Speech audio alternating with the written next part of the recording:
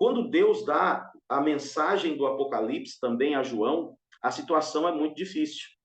Todos os apóstolos, à exceção de João, já morreram. Praticamente toda aquela geração que conviveu com Jesus, que viram a Jesus pessoalmente, morreram. E as pessoas começam a perder a fé. As pessoas achavam que Jesus voltaria muito em breve. Você dê uma olhada ali no livro de Atos, você vai ver que as pessoas começaram a vender, elas vendiam tudo que tinham, não consideravam nada como seu, elas vendiam, aplicavam dinheiro na pregação do evangelho, no cuidado com as pessoas, nos projetos da igreja, porque elas acreditavam que Jesus ia voltar daqui a pouco. E se Jesus vai voltar daqui a pouco, para que eu preciso de 2 casas? Se Jesus vai voltar daqui a pouco, para que eu preciso desse dinheiro no banco? Então eles esperavam Jesus para daqui a pouco. O próprio apóstolo Paulo, ele se referindo à volta de Jesus, ele diz lá em 1 Tessalonicenses, falando que os mortos ressuscitariam, e ele diz, depois nós, os que estivermos vivos, não é? Então, o apóstolo Paulo também esperava que Jesus voltasse e ele ainda estivesse vivo. Mas agora esta geração toda que esperava por Jesus para já morreram. As pessoas morreram, a igreja está vivendo uma grande perseguição, problemas internos, problemas externos, a perseguição por parte do poder romano, os problemas internos surgem na medida em que heresias surgem no seio da igreja, as pessoas começam a contestar a divindade de Jesus, e agora tudo parece estar indo por água abaixo. E nesse contexto de perseguição, de problemas internos, nesse contexto de aparente fracasso, de aparente não cumprimento da promessa, nesse momento de desesperança, Deus então fala ao seu velho amigo João, que está preso por amor do Evangelho, por amor de Cristo. E a mensagem do Apocalipse é exatamente uma mensagem de esperança. A mensagem do Apocalipse, de maneira resumida, eu diria que há um Deus no céu que tem tudo sob controle, e ainda que pareça que as coisas não vão dar certo, fiquem tranquilos, porque esse Deus do céu tem tudo sob seu controle, tem tudo sob seu poder, e tudo, absolutamente tudo, vai acabar bem. E é por isso que eu quero começar pelo final. Como disse, não o final do livro, mas pelo final da história. O capítulo 12 do livro do Apocalipse, nós temos aqui um pequeno resumo do grande conflito, desde o seu início até o seu final. E eu quero ler com você, rapidamente, aqui o texto e fazer algumas considerações breves, de modo que você não se atrase para o seu trabalho, tá bom? Queria convidar você para a gente orar mais uma vez. Feche seus olhos, vamos falar com Deus. Querido Deus, graças damos ao Senhor pela preciosa revelação da Tua palavra.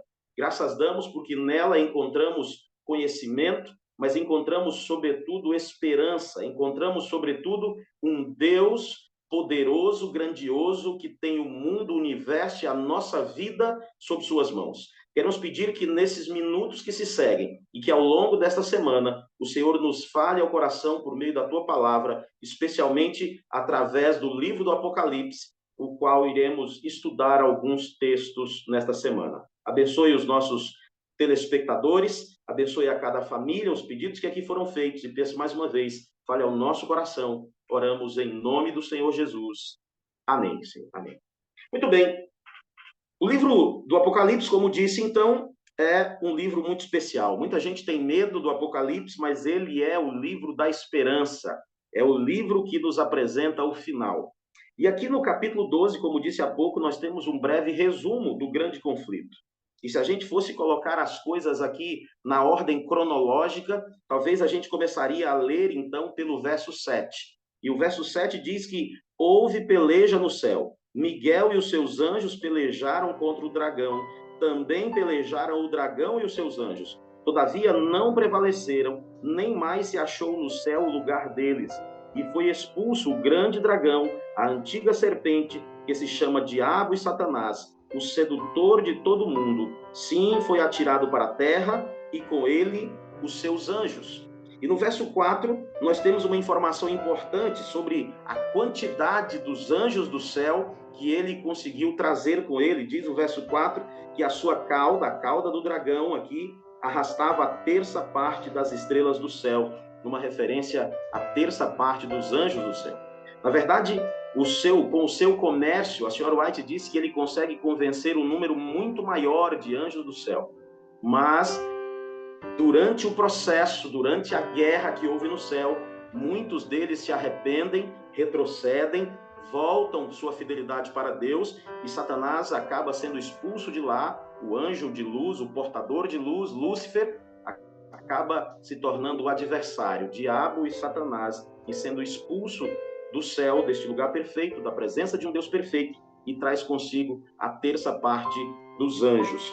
E desde que ele é expulso do céu, então, tem sido o seu ministério destruir tudo e a todos que ele pode.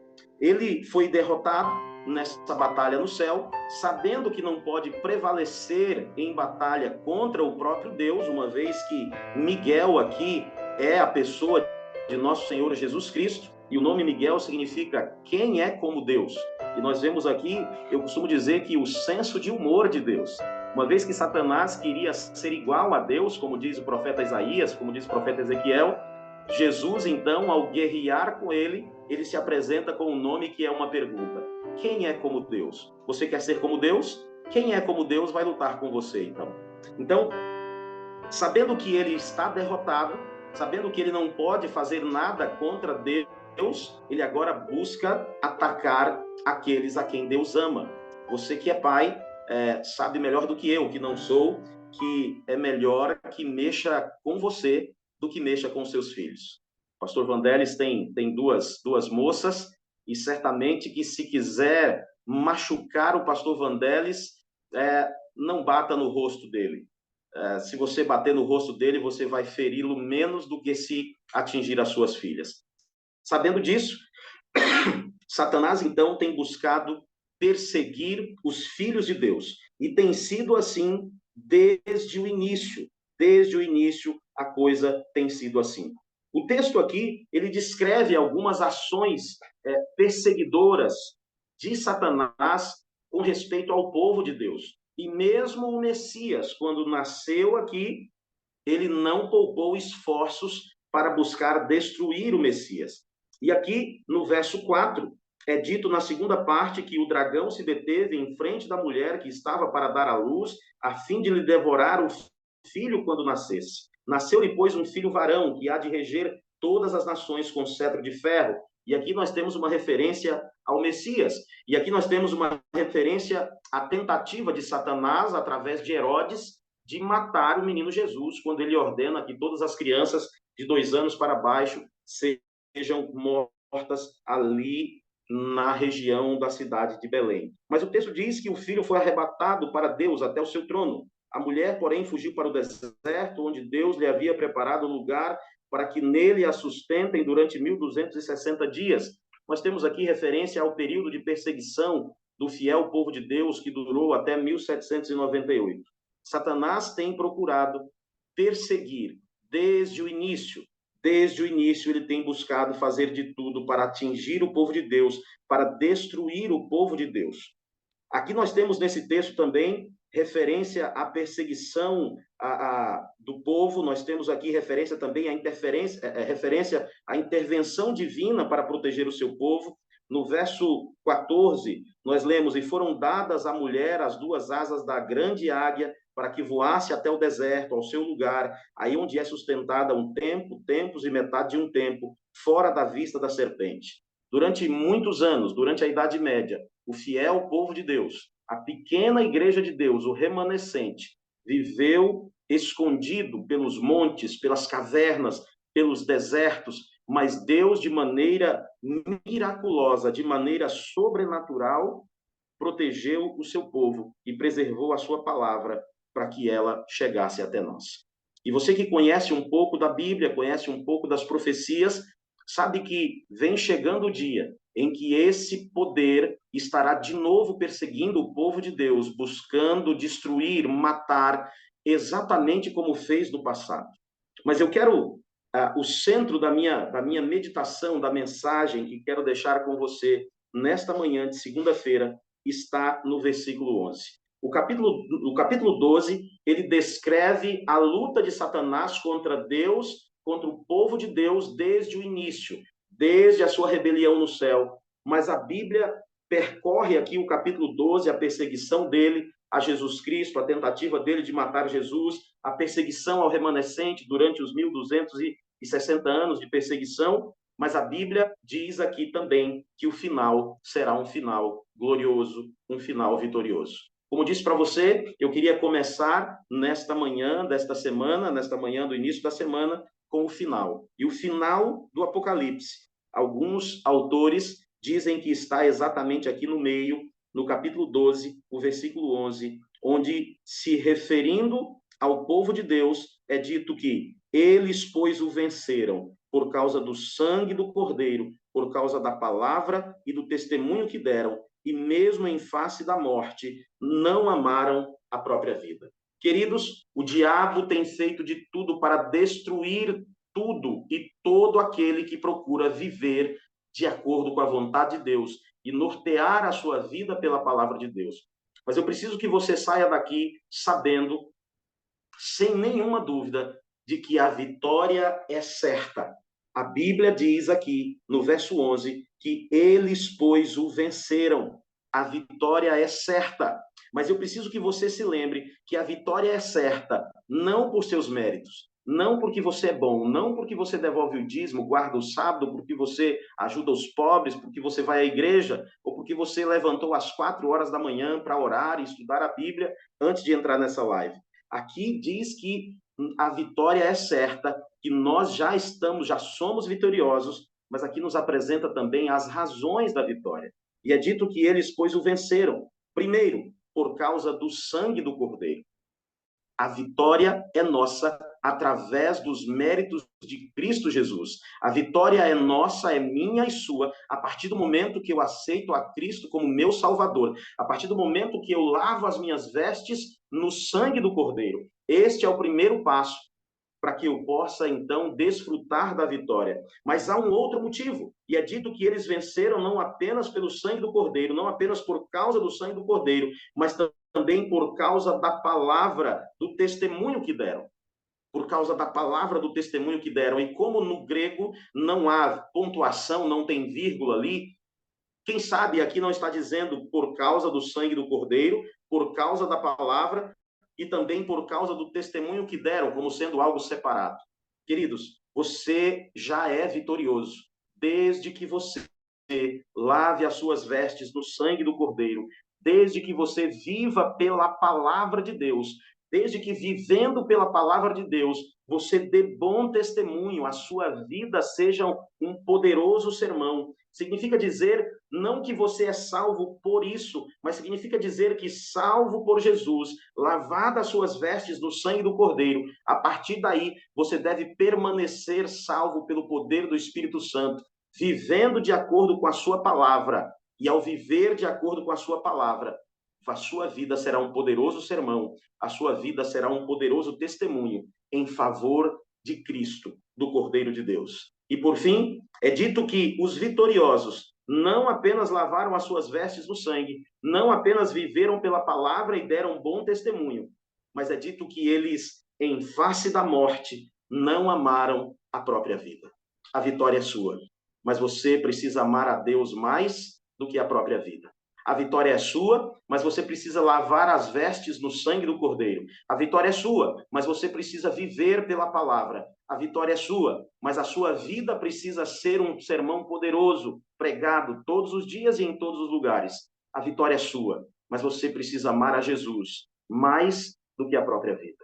Quando nós olhamos para a história, quando nós lemos o grande conflito, por exemplo, nós encontramos ali o relato de homens, de pessoas que amaram mais a Jesus do que a sua própria vida. Amaram tanto o Cordeiro, amaram tanto a Cristo Jesus, que escolheram morrer do que viver sem ele. Queridos, Satanás está aí, como diz o apóstolo Pedro, rugindo como um leão, buscando a quem possa tragar. Ele está buscando destruir. Ele é o ladrão de João capítulo 10, que veio para roubar, matar e destruir. Mas você precisa saber que a vitória é certa, em nome do Senhor Jesus. E esta é a mensagem central do Apocalipse. A mensagem central do Apocalipse é que a vitória é certa, é que tudo irá acabar bem, mas tudo irá acabar bem para aqueles que aceitarem a Cristo como seu Salvador. Tudo irá acabar bem para aqueles que lavarem as suas vestes, os seus pecados, no sangue do Cordeiro. E ainda que os seus pecados sejam como o carmesim, eles se tornarão brancos como a neve, alvos como a neve, como a lã. Por isso, confesse os seus pecados, renove o seu pacto de salvação. Aceite hoje a Jesus como seu Salvador. Pastor, mas eu já sou adventista, eu já sou cristão, eu já sou convertido. Mas todos os dias você precisa aceitar a Cristo como seu Salvador. Todos os dias eu preciso me converter novamente. Lave as suas vestes no sangue do Cordeiro. Viva pela palavra, não pelos achismos, pelo que dizem pastores, estes ou aqueles, mas viva pelo que diz a palavra. Viva pela palavra e dê bom testemunho. E ame a Jesus, tanto, mas tanto, que se for preciso, você preferirá morrer do que viver sem ele. Vivendo assim, a vitória é certa, em nome do Senhor Jesus. Deus abençoe você, Deus abençoe o seu dia, Deus abençoe o seu trabalho, você que vai para a faculdade, que vai para a escola, Deus acompanhe você em todas as suas atividades. E lembre-se, em nome do Senhor Jesus, você é um vitorioso. Permaneça conectado a Ele e tudo vai dar certo.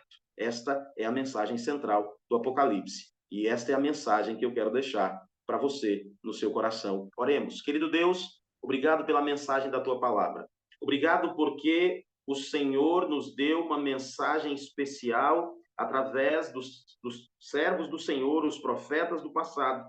Estes homens que viveram pela fé, que lavaram as suas vestes no sangue do Cordeiro, homens e mulheres que amaram mais ao Senhor do que a própria vida, deixaram, inspirados pelo teu Espírito, também uma mensagem de esperança para cada um de nós.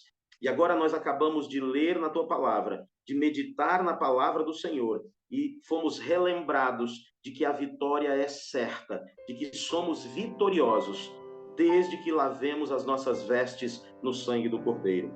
Desde que, lavadas as vestes, vivamos pela palavra, que demos bom testemunho e que amemos mais ao Senhor do que a própria vida. Senhor, não é fácil. Não é fácil renunciar ao eu. Não é fácil manter a esperança nesse mundo tão difícil.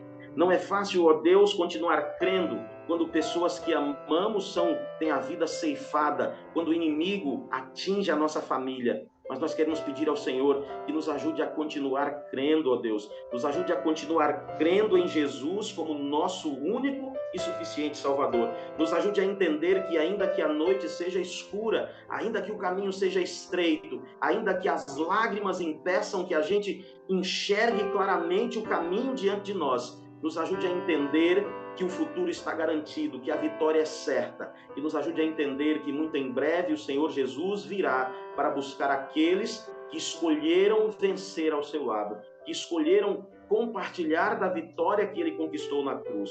Nos ajude, ó Deus, a entregarmos o coração ao Senhor mais uma vez, a fazermos isso diariamente, a lavarmos as nossas vestes no sangue do Cordeiro. Nos ajude a pautar a nossa vida pelo assim diz o Senhor, pela tua palavra, e pautando a nossa vida pelo assim diz o Senhor, a nossa vida seja um poderoso sermão, seja um bom testemunho e seja capaz de atrair outras pessoas aos pés de Jesus. Nos ajude a amar ao Senhor tanto que, se necessário for, a gente venha a preferir morrer do que viver sem o Senhor Jesus.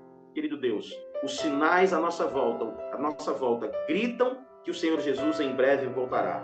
E pedimos ao Senhor que nos ajude a estar prontos, para que quando chegar o momento da vitória final, estejamos de pé, dizendo: este é o nosso Deus, a quem aguardamos. Abençoe os nossos amigos que estão assistindo agora ao vivo, abençoe os que assistirão esta live, esse vídeo que ficará gravado no canal do Pastor Vandelis em qualquer momento.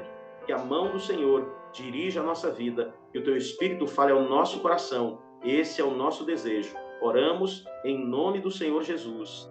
Amém